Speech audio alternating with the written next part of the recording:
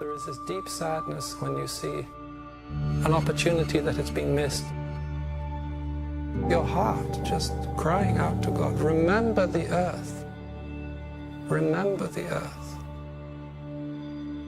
We have chosen not to listen to the cry of life itself, even as we poison its waters and bring its species to extinction. The outer is just a reflection of what is happening in the inner.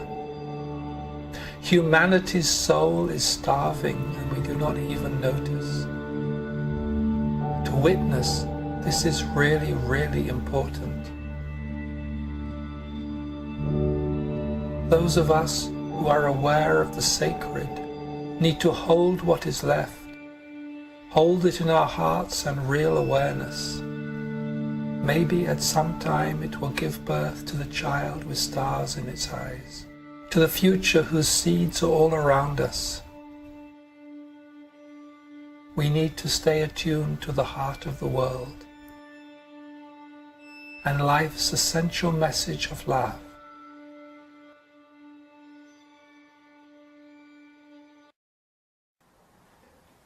It seemed there is a certain naivete, or spiritual naivete, about what is happening at the moment. And it's common talk to talk about this ecological crisis, whether it's climate change or depletion of species or sustainability. As mystics, we know that the outer is just a reflection of the inner. The outer world is just a reflection of the inner, and real change takes place in the inner world. And it seems to be that's something that, as a spiritual culture, we have glossed over or don't like to face or don't like to own, or is to... We kind of think that the inner world, the spiritual journey, the spiritual world is kind of separate, has been kind of kept unpolluted. Is this place we can just go to in meditation, which is not touched. And that is, of course, very naive, because it is one, and the inner and the outer reflect each other. And what is happening in the inner is a prelude to what is going to happen in the outer. One thing I had been shown, particularly in the past year, in the inner worlds, is the light going out. Now, what does that mean, the light is going out? There is this saying in the Quran, to whom he ascribes no light has he. If there is no light is given, there is no light. And this has enormous consequences if there is no light. If we are really entering a time of darkness. And maybe I should be clear, because everything has a light. The flowers have a light. Every human being has a light. You look at their aura, they have a light. Everything has a light. Otherwise it wouldn't exist. It is the light of God, yes. Everything has the light of God in them. But there is another light which is, in a way, has to do with the destiny of humanity and the destiny of the planet. And it is most easily understood in relationship to a human being, I think, because every human being comes into this world with a light, the light of the higher self, the light of the soul, the light of God in them. And that really is also the meaning of their life, is in this light. Because it comes from the plane of the soul, it comes from the inner world, it comes from the beloved, if you like. And it has in it the meaning of one's life. And only too quickly it gets covered over by all of the debris of this world, all of the desires of this world, all of the thought forms of this world. Mrs. Tweedy used to say it it often, when the child first goes to school and all of the competition and all of the other children, they separate you from the clear light of yourself. And then, rather than being in this natural state of light, you begin to fall into a state of forgetfulness. And you get caught in the world. And then, often in adolescence, with the awakening of sexuality, somehow you are given access again to your light, sometimes for a short time, sometimes for longer. For some people, of course, there comes this moment in their life when the soul awakens them again and spiritual life begins. And then this light, if you find a path, if you find a teacher, begins to be nourished, begins to glow, begins to give you access to your real self. And access, if you like, to the destiny of the soul rather than the destiny of the ego. I don't want to go into that too much now because you know that, because you live that, because it is your practice to keep that light burning, that light accessible, and it has two fundamental, an inward aspect that it allows you to make this inner journey. It guides you on this inner journey. It is a light that shows the path for you to follow, this inner journey into the depths of your own being. Without that light, you wouldn't find your way, and it also guides you in the outer world, and it enables you to find a life of real meaning in your outer world. The light of the soul enables the soul to fulfill itself, enables your real self to fulfill itself. And if you don't have access to that light, then you just really live the life of the ego or the life of the collective, and it doesn't have much meaning. It has meaning on a superficial level, but not much is really deeply fulfilled. That is how it is for the individual. Of course, the ancient spiritual teachings, as I have shared with you over the last decade, is that what happens in the microcosm also happens in the macrocosm. That the world is also a spiritual being. The world also has a destiny, and we are part of the destiny of the world. And the world also has a light. And sometimes this light is more veiled, sometimes this light is more visible. And sometimes this light is more visible in different parts of the world at different times. One thinks of Italy at the time of the Renaissance, when suddenly this light became much more visible. It inspired a whole civilization. One thinks of the great temples like in Angkor Wat, that light was more visible in that part of the world at that time, and again it nourished a whole spiritual outpouring. So there was this city the size of Los Angeles that was mainly monasteries full of monks. At different times in different parts of the world, the light came, the light was more visible, people were drawn to the light, and rather than just individual spiritual aspiration, there was almost a collective spiritual aspiration that became more visible, then became more hidden. Through that light, not just the individual aspirant, not just the seeker, who is nourished by their teacher, nourished by the path, but that light would go out into the collective. And now the light is going out. Now the light has actually gone out. And it does seem important, for reasons I don't as yet fully understand, that we witness what is happening in the world around us. And we witness in the outer world and in the inner world. I have placed my signs on the horizons and in themselves. And this is the in-breathing and the out-breathing of the path, the in-breathing and the out-breathing of our life, the in-breathing and out-breathing of our practice with every breath. But something is happening, and how much is to do with the destiny of the world that was written and how much to do with the choice of humanity, it's better not to know. And a certain light that gives meaning to a civilization, that gives meaning to life, has gone. It's not there anymore. It won't come back. It seems one of these kind of strange secrets that the emperor has no clothes. And it's like everybody can talk about ecological devastation. That's fine. And maybe we can fix it and maybe we can't. And that's another whole story. But spiritual devastation? No, that's completely taboo. It can't be like that. It is like, that's why I talk about a certain naivete. That it's okay to talk about the physical pollution. But talking about spiritual pollution,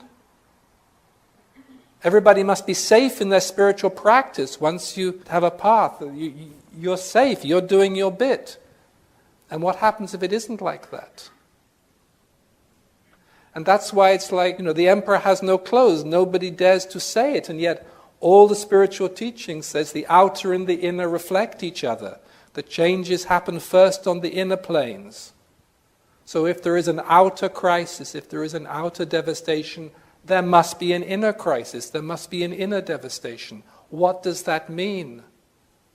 What does that mean for ourselves? What does that mean for the world? I was actually very pleased to discover this English writer. He's not spiritual in the common sense of the word, called Paul Kingsnorth, who founded the Dark Mountain Project, because there was an element of realism in what he wrote that struck that same chord of what I've seen when he said, as a society we are all still hooked onto a vision of the future as an upgraded version of the present. Somehow technology or political agreements or ethical shopping or mass protest are meant to save our civilization from self-destruction. Well, we don't buy it. People are still living in this fantasy that somehow if we have a global accord on become carbon neutral, it's going to be okay.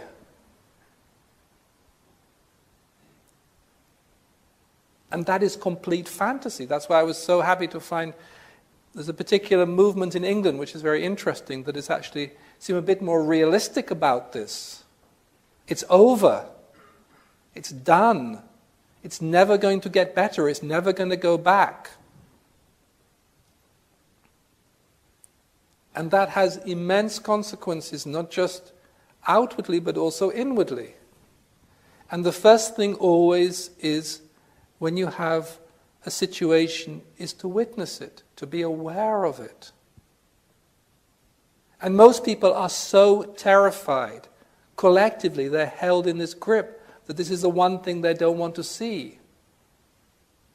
He wrote actually very interestingly, more recently, he calls himself a recovering environmentalist.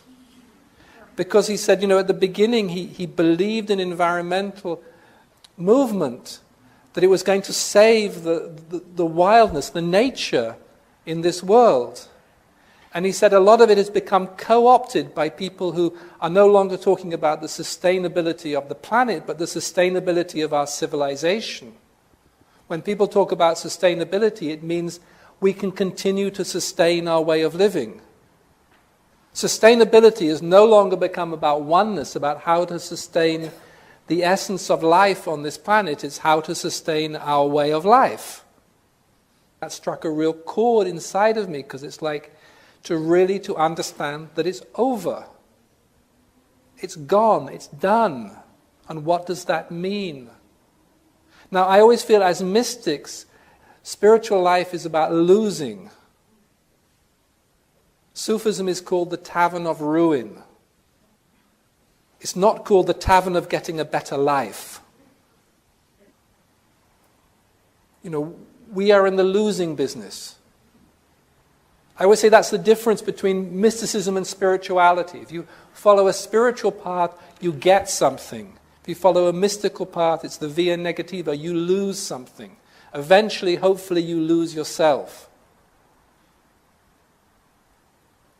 Attar writes about that. He said, don't hang out with the Sufis because they actually erase their name from the book of life. Your name gets blotted out from the book of life.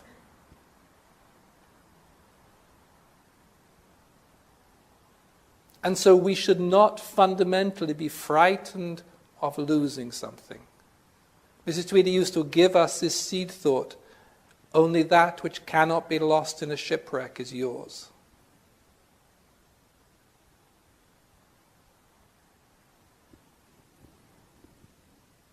So that is kind of the ground from which we start. And what does it mean if the light is going out? It means it's over. It's done with, it's gone. And say first it is actually to become aware of it, to hold that consciousness. Not to be frightened of it, because there's nothing to be frightened of. As I say, how much belongs to the destiny of this planet as it was written, or the destiny of humanity as it was written, and how much is choices humanity has made in the last decade, in the last 20 years, is questionable. But there's nothing you can do now. You can't get it back. It's gone. You cannot find meaning in your life at the moment. You can't do it. You can find meaning in your relationship to God. Yes, that has been kept pure. That is uncontaminated. Nothing you do will have any purpose for a while. Because there isn't any purpose if the light has gone out. It's very simple. There is no purpose. Yes, there is purpose in your relationship to God. Can you save the planet? No. I'm sorry to be so fundamental. The light has gone out. It's over. This is actually very apparent in the American collective. I don't know how it affects the European collective, but it's very apparent in the American collective, and people don't understand why. The American dream is over, and many people are become aware of that. Who have not spiritual people, but just the American dream is that if you work hard enough, you can always get a better life than your parents. Your life is going to get better. You can achieve what you want, and it is now kind of acknowledged that that's over. There's a lot of anger and a lot of resentment and a lot of the troubles that are in the United States at the moment come from that. It creates a lot of anxiety and a lot of anger in people. That dream is over. That dream that has supported really a whole civilization for 100, 200 years is gone. And people know that it's gone. They're not going to have it better than their parents. Life is not going to get better. That dream is over. And it's interesting, it's only in the last year or so that's really become apparent.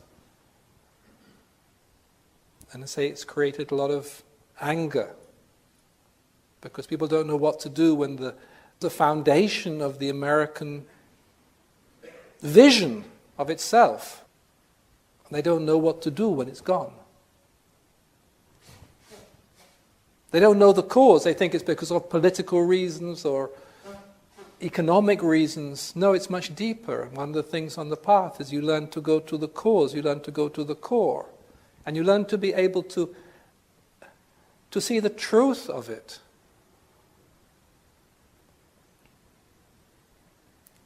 Hopefully, if we want to go home, if we have been destined to have the opportunity to go home, it means we can face a certain truth. I always remember this line of T.S. Eliot: humankind cannot bear very much reality. Most people need their illusion. Okay. But as mystics,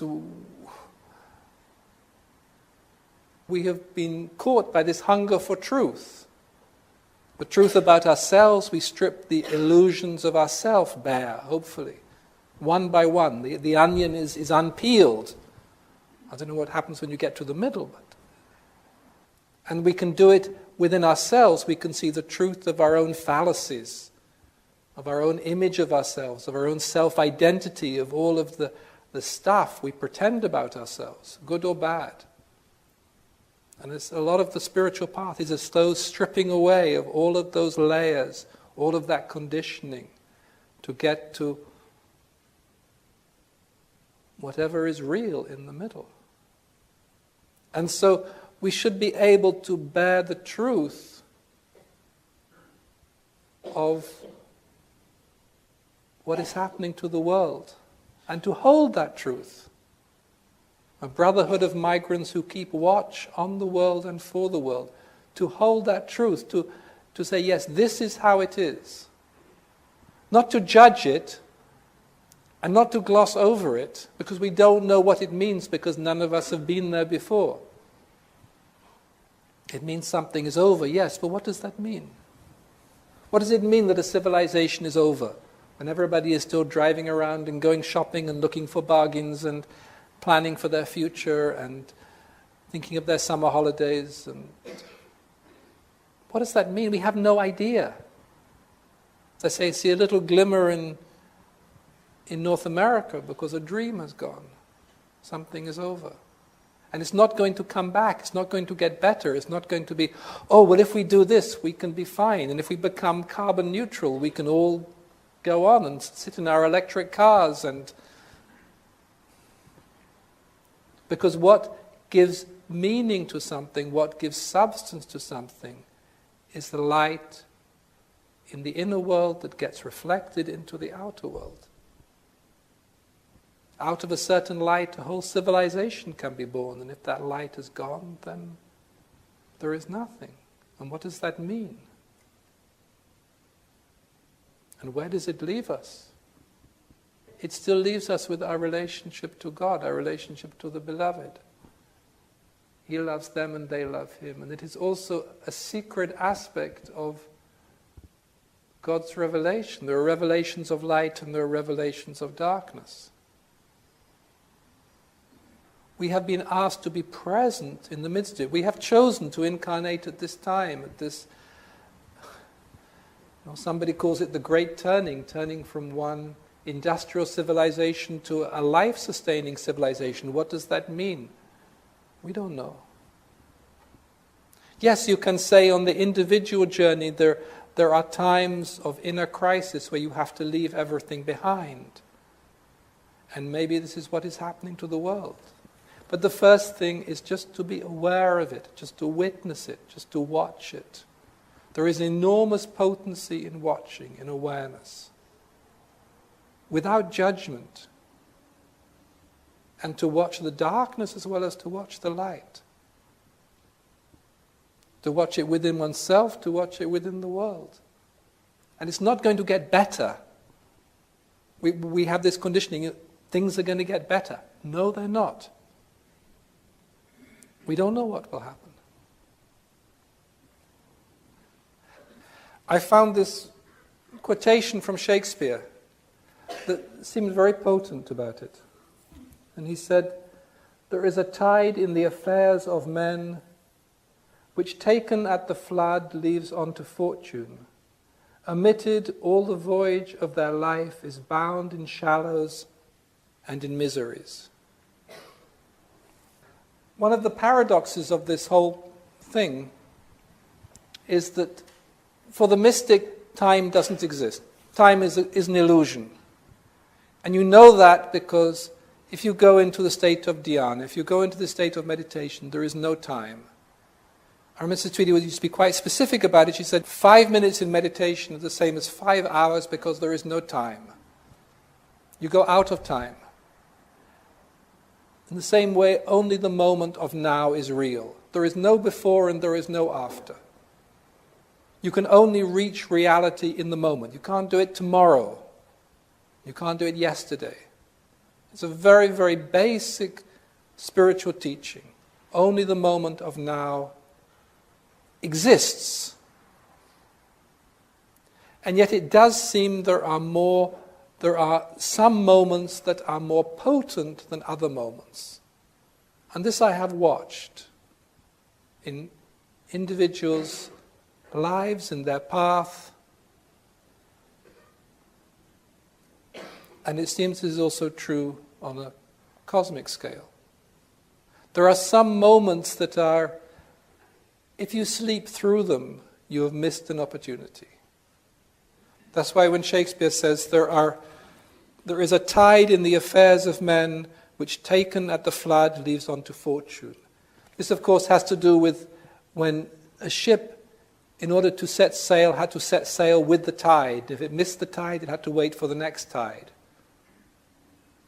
And there is these deep rhythms within the soul. And that is why one of the most basic spiritual practice has to do with attentiveness to the moment, awareness of the moment. Because you can actually miss a moment. If you miss that moment, it might not come again for 10 years, for 20 years. There are those moments in one's own destiny. If you get caught in something else, in all of the maya, in all of the things, you miss that moment and it's gone. And then you may never find it again, or it may have to wait 10 or 20 years. So it's like one of the disciplines one has on the spiritual path is a quality of attentiveness. You don't know when it's going to be, so you wait. That's why a lot of spiritual life is about waiting. Like the cat at the mouse hole, infinitely relaxed, infinitely attentive. You're always waiting, waiting. Not waiting in expectation because you don't know what to expect, but waiting, awareness, waiting, awareness, waiting. When that moment comes, you can grasp it. You've been prepared, you're ready. And there are moments in one's own destiny, and it also seems there are also moments in the destiny of the planet.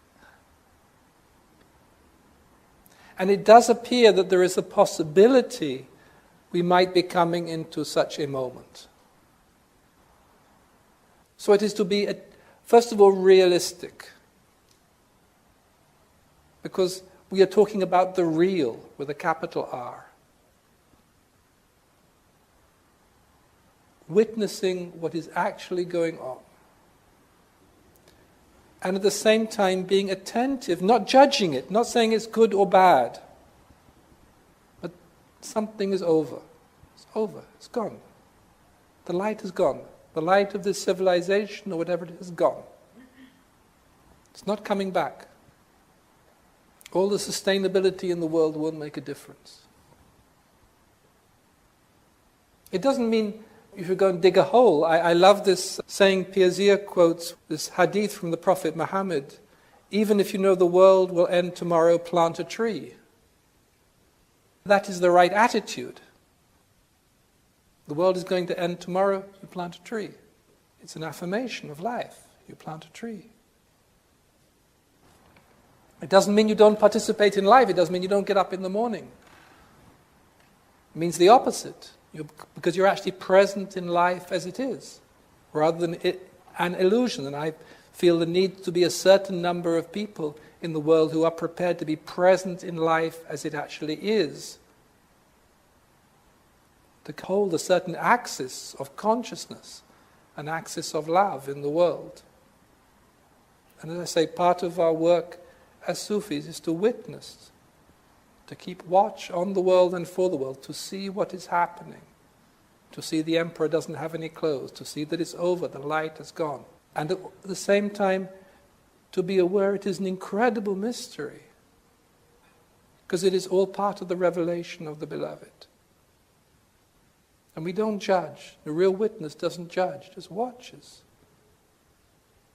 It's like there comes a time, you just watch your own spiritual life. You don't say it should be this or it should be that. You don't know. You watch it. You watch your states. It's actually one of the principles Baha'u'llah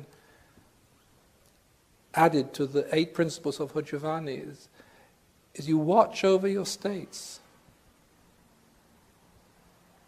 You don't know how it should be. You just watch. You are attentive. You watch. It's a very important spiritual practice. It is like a deep quality of remembrance, is watching, is being attentive. And in doing so, you are really present in the mystery of the divine. Not just our own personal mystery, the mystery of the divine. And there is, as I say, there is both there are moments in our individual life and our individual destiny. And you know them, you look back, there are these pivotal moments when you go with something and your life goes down a different direction altogether, or you don't and the door gets closed. And there are also those moments in the destiny of the planet. And my sense is we are coming close to such a moment. What it means, who knows? Be present within this moment of time, just like you are present within your own heart. It's the same. The inner and the outer are the same. They mirror each other in a way that is quite mysterious and quite wonderful.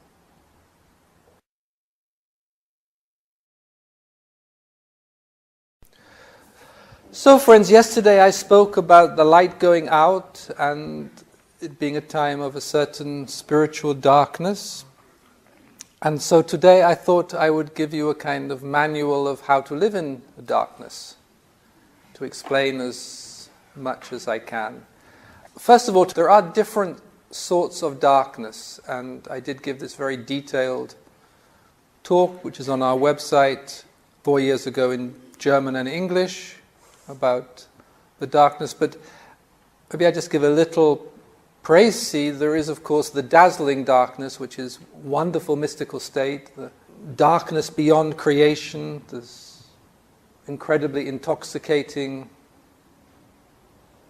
spiritual dimension, which is dark because it is beyond any image we have of light.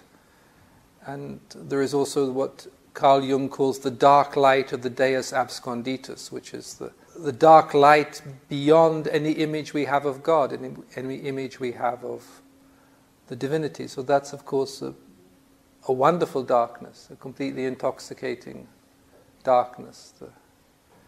On kind of the other end of the scale, there is the darkness of ignorance, also the darkness of forgetfulness. And they are in a way created by our consciousness. If you are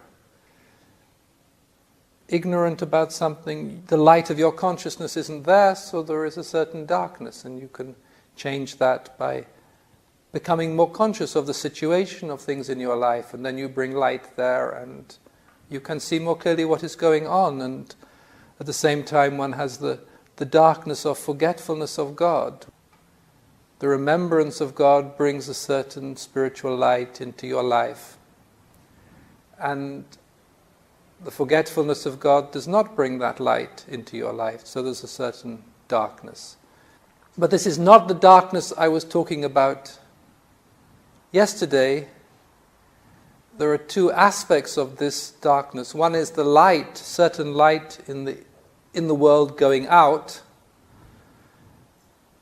being extinguished, a certain light that really had to do with the meaning of the last era, the meaning of the civilization. As I said, just as every soul comes into this world with its own light, which is its purpose, its meaning, and if you are able to live by that light, then you have a meaningful life and you fulfill the destiny of the soul.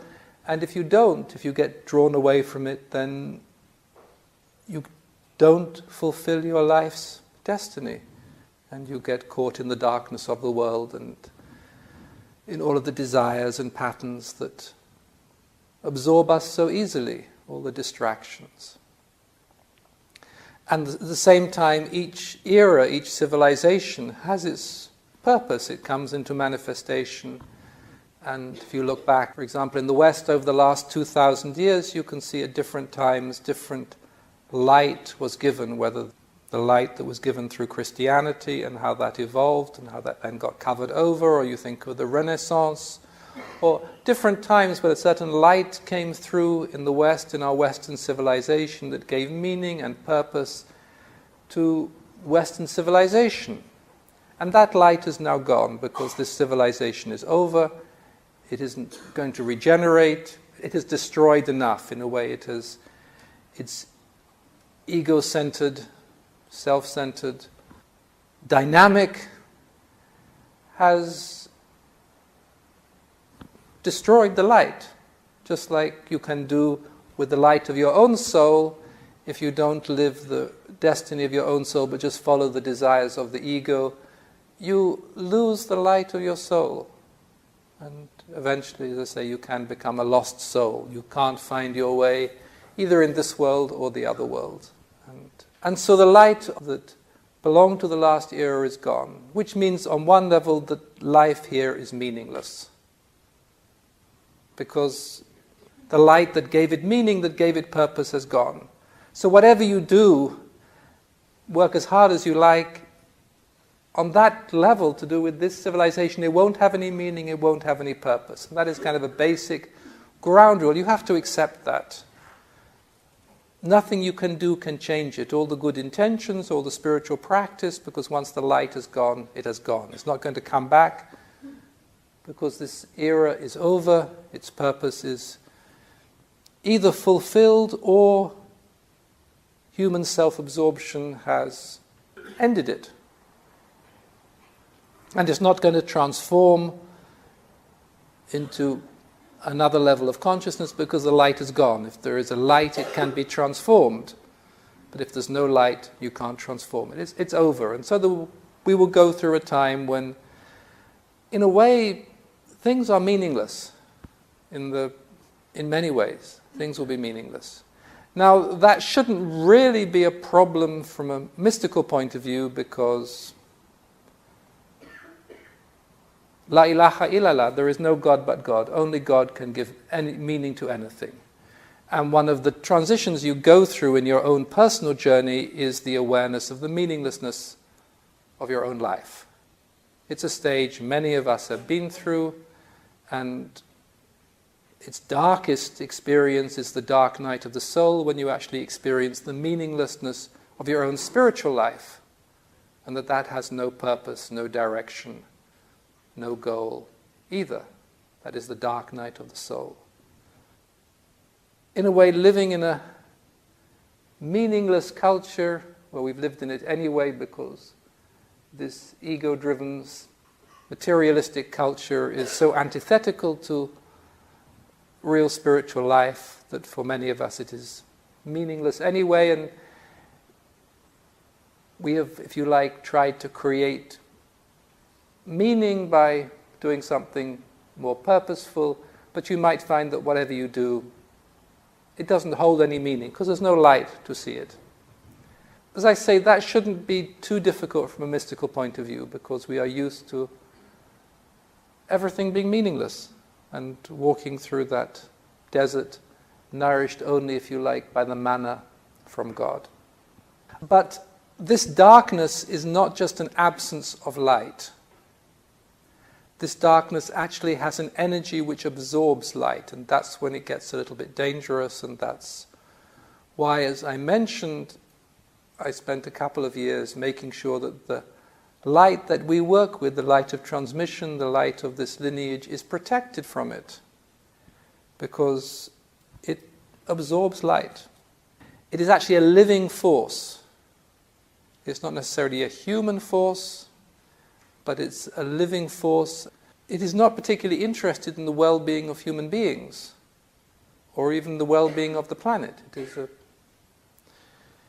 You can have the image, if you like, of the planet passing through a cosmic force field of darkness that just absorbs the light.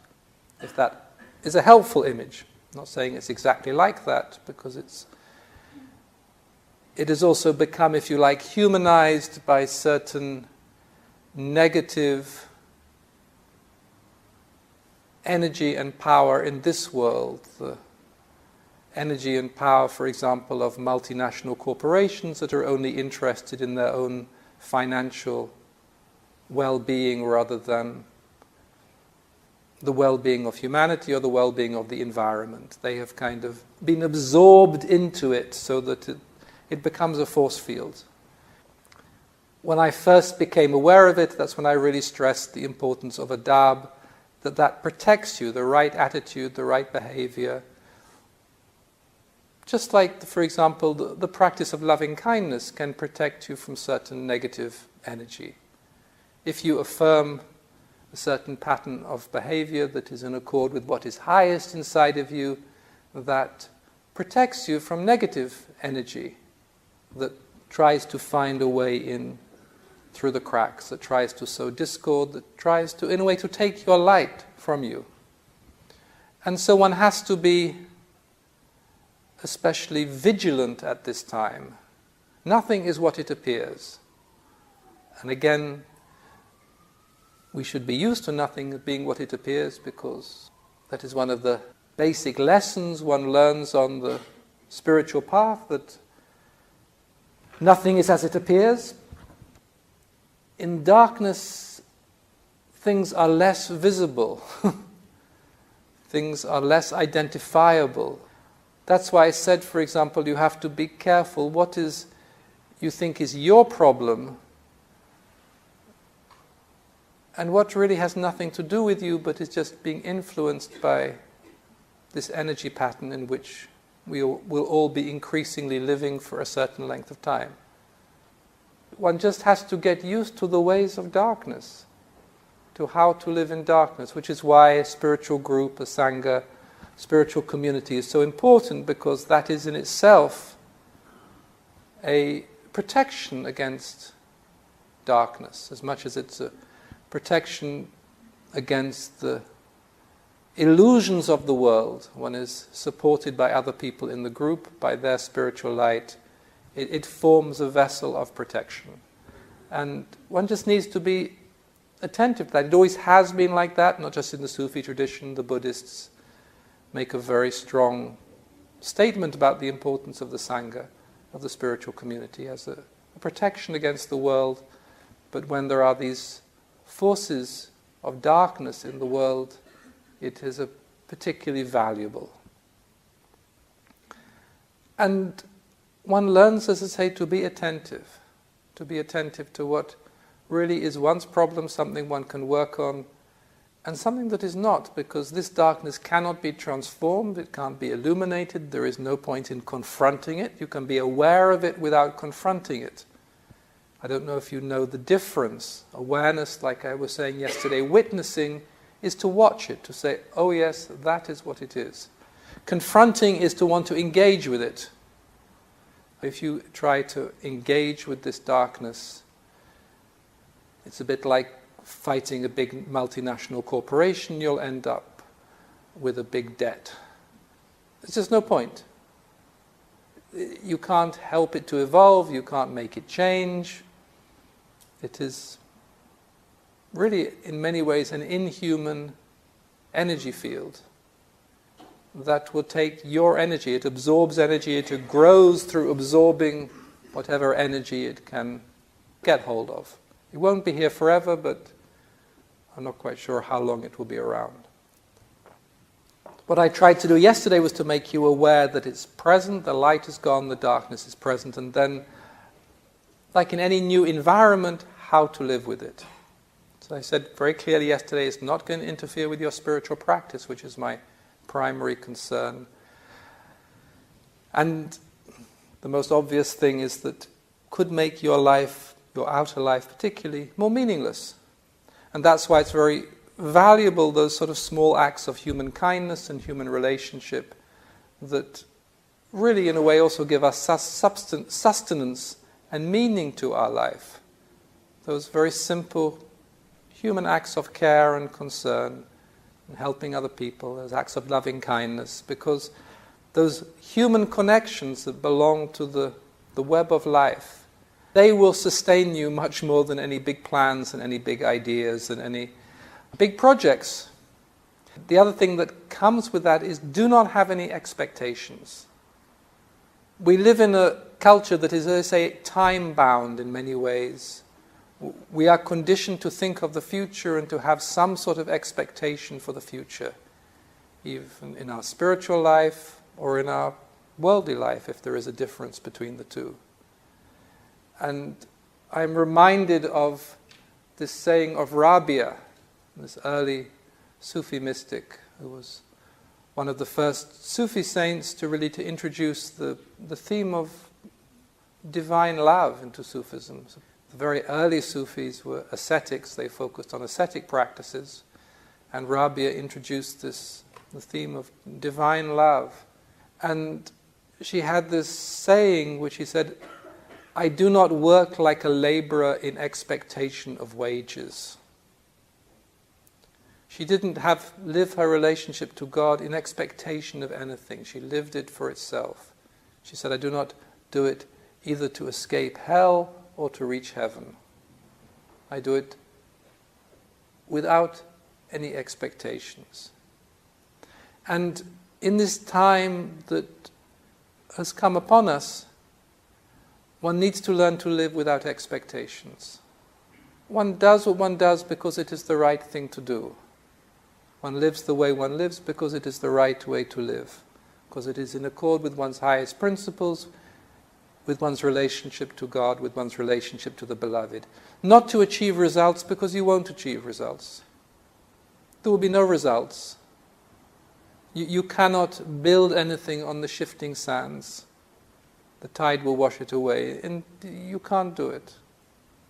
You can't achieve anything. There is nothing to achieve. In a way, that is a very basic spiritual practice also. It is in the Bhagavad Gita. You do not work with concern about the results of your effort. And one doesn't have expectations. There is nowhere to go, there is nothing to do. Very simple spiritual practice that is very applicable to this time. It is interesting, at different times, different spiritual practices are more helpful. Last year, when I spoke about the principles of the path, I actually tried to explain how they were also helpful at this particular time of transition, how they could free us from certain rigid thought forms or patterns or attitudes and help us to be more flexible, help us to be more open. And this basic practice, spiritual practice of not having any expectations about anything, because we don't know what is going to happen. It doesn't mean you don't act. Doesn't mean you stay in bed and pull the covers over your head. That's why I like this saying, this hadith. Even if you know the world will end tomorrow, plant a tree. One still acts appropriately, but one has no concern for any long-term results or even any short-term results, because there probably won't be any. Unless you have access to a certain energy that is not influenced by the patterns of creation at all. Most of us live, function in the planes of creation. And the planes of creation, things are being taken away. So you can't build anything. It's not a good time to start an ambitious project unless you are Noah. It's as simple as that. But otherwise, just really do what Sufis do. Do your daily work, your daily activities, and know things won't get better. We are brought up with the illusion that things are going to get better. As I said, in America, this has actually been eroded. This American dream has been eroded in the last year or two, quite quickly. People are losing faith in it or have lost faith in it. And it has a very powerful collective effect because it's a collective dream. But we still have in our consciousness, in our drive, that we're doing something so things will get better. Next year will be better than this year, or it'll be better for our children. And we don't know. And we shouldn't do things with expectations. So that is a really important ground rule for living at this time. It shouldn't actually change the way you live, just the way you think you live. And it is also an illusion, this idea of progress. And it's also illusion because it is time-bound, because it keeps us on a particular treadmill. We have to work hard so things will get better. And As a mystic, one should really just live in the present for the sake of the present. And you do your duty because that is how you live. Like Rabia said, I do not work like a laborer for expectation of wages. You don't do it for results, you do it because it is the right thing to do. Now the wonderful thing about this darkness is it doesn't affect love at all. It's on a completely different vibrational plane to love. It isn't actually even interested in love, except where love has a certain light that it tries to absorb. That's why really at this time it's a very good opportunity to focus on love. Love will not be interfered with. And love really is the axis of creation as well as the essence of our being. So it is a good time to return to love. To return to love in your relationship with the beloved, to focus on that, because the darkness is of a denser vibrational plane than the love. Love is about the finest plane or energy that exists in creation. That's why the Sufi says you can't actually describe love, because you can only describe something with words that are finer than what you are trying to describe, that are more subtle than what you are trying to describe, and there is nothing more subtle than love. So you can't describe love. So love is at a higher frequency than the darkness. It really gives us an opportunity just to increase the love. If you want to increase something, increase the love in your heart. Increase the way you live with love. Learn more about love at this time. Because that will endure after the darkness. That will endure during the darkness. It is like meditation, very good time to meditate, because darkness and meditation are completely different realities. Yes, you may experience a certain darkness in your meditation, but it won't grip you. It won't take anything away from you. Learn to use the love more consciously. I mean, you should anyway, because that is really the essence of our practice. We are Sufis, we are lovers of God. We are here to learn about love. We are here to walk in the ways of love, to learn to bring love into our relationship with our beloved and also into our daily life, into everything we do. And it's a real opportunity to return to what is most simple, to return to what is most elemental. At any time of transition, it is always good to return to what is most basic, what actually matters. Learn to bring love into your life, because that will not be interfered with. It is not a time for big projects, for grand ideals. It's not a time to save the world, because the world can't be saved. It is a time to love. And they say the darkness will not interfere with the love. It has a different vibration. It is denser than the love. If you think of those nanoparticles that go through the earth, these very fine particles that go right through matter. Love is like that through the darkness. The darkness cannot hold it, the darkness cannot touch it, because it is finer than the darkness. The darkness cannot grasp it. The darkness can grasp thought forms, for example. It can even manipulate thought forms. It can create illusions.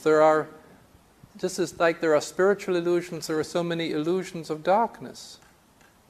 It can create illusions. It loves power dynamics, grand power dynamics, petty power dynamics. It knows how to work those. It is a master of illusion. But love, no, it doesn't know about love. And so in a way, part of our responsibility is to keep the love pure, to keep the love flowing into our lives, into the world. And we do this, of course, just by the remembrance of God, by the meditation in the heart, because we work with love. Love is the greatest power in creation. It's much more powerful than the darkness. But don't try to use the love to dispel the darkness. Use the love for the sake of love. Use the love to bring the relationship with the beloved more into your consciousness, more into your life. Bring it into the food you eat, bring it into the way you walk, bring it into, of course, the way you breathe. These are the simple practices of remembrance we have been given since the early times of this order. So it is in a way an opportunity to learn to work with love more effectively in the most simple, ordinary way that one can. And as I say, also this simple human connectedness, simple caring for others that connects us to this web of life. I think those in the future will matter more than the grand gestures and the great plans, than the attempts to save humanity. And also include the earth in your prayers and in your awareness. Because one of the great sadnesses, if you like, of this culture and the effect it has had has cut us off from the earth, from the sacredness of creation. And that is why there is this split and this ecological devastation. And I think at this time, if we want to make a contribution to the whole, if we want to make a contribution to life, it is to remember the earth and to, in a way, ground ourselves in that awareness. The most visible result of our complete self-absorption as a culture, of our complete selfishness, is the ecological devastation. It is the most visible result of our lack of responsibility, of our lack of taking upon ourselves the role of vice-regent of the planet, this role humanity was given. And so I think that if we have any duty to the whole, if we have any duty to give to creation, we should remember the world in our prayers, in our meditation. And of course, if we have a garden where we are growing something, it is easier to dig the ground with a certain love, to bring the zikr into our planting. But it doesn't have to be physical, because the world soul is also very present, is also part of us, is also crying out for a certain remembrance. So if you want to make, or you need to make an offering, a simple offering of prayer, of healing, of remembrance, one should include the substance of creation. I always love this Sufi expression, the secret of the word kun, to be, the very secret of creation, this beautiful mystery. I was a hidden treasure and I longed to be known, so I created the world. And of course, how much we have forgotten that, because we think the world is here to sustain us, and that's why I was talking yesterday about this misuse of the word sustainability, that people use the word ecological sustainability as how can the world sustain us, rather than how can the world sustain its own sacred purpose. And that's why I wrote a series of articles recently in America about the need to understand this deeper dimension of ecology, that the ecological crisis, the root of it was our disregard of the sacred in creation. That is what caused the split, because if we revered the sacred within creation, we wouldn't treat it the way we do. We just couldn't. We wouldn't defile it the way we have defiled it. We wouldn't pollute it the way we have polluted it, we wouldn't desecrate it the way we have desecrated it. So why not go back to the root, to the cause, and return in our prayers, in our meditation?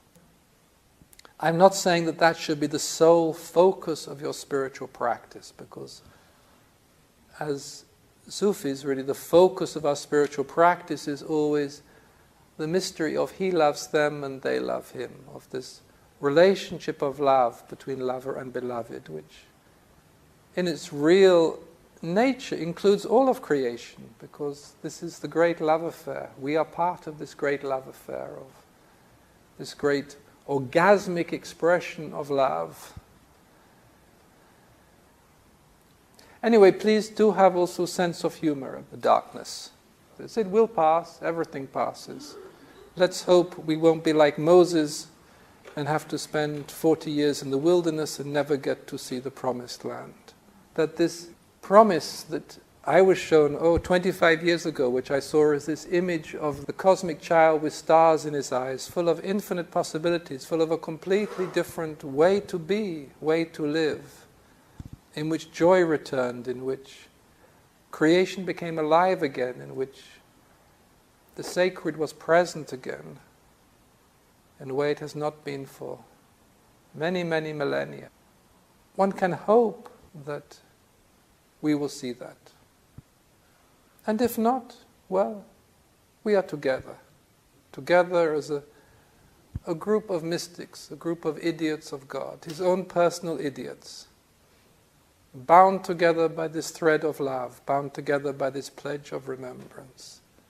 We came into the world to remember him, to go back to him, to be with our beloved, whatever the illusions of this world. And I think it is a great privilege to find oneself in this caravan of lovers of God. Every moment the camel bells cry, "Pack up your load," this caravan across the deserts of this world. And as I said, at this time, the love, nothing can interfere with the love. It is a tremendous opportunity to go back to the love, to go back to what is essential, to go back to this still point within your heart where there is only God, where there is only the beloved.